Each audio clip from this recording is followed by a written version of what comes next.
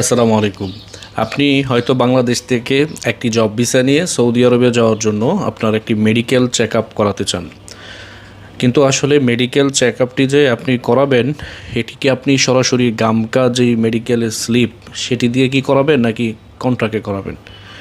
এই মেডিকেলের জন্য কিন্তু অনেক আপনার যাত্রীদের ভিসা হচ্ছে না, প্লাস সৌদি আরবেও কিন্তু তারা যেতে পারতেছে না, শুধু আনফিট থাকার কারণে স্বাস্থ্যগত পরীক্ষা দিয়ে কিন্তু তারা আনফিট হয়েছে। এর কারণে কিন্তু সৌদি আরবে তারা এই পাসপোর্টটি দিয়ে আর যেতে পারবে না। এই জন্য মেডিকেল দেওয়ার পূর্বে অবশ্যই আপনি আপনার যে পাসপোর্টটি রয়েছে এই পাসপোর্টটি দিয়েই তো আপনি মেডিকেল করেন। এই জন্য বলবো যে এখন অনেক সেন্টার আপনার গণহারে আপনার আনফিট দিচ্ছে বিদেশগামী যাত্রীদেরকে।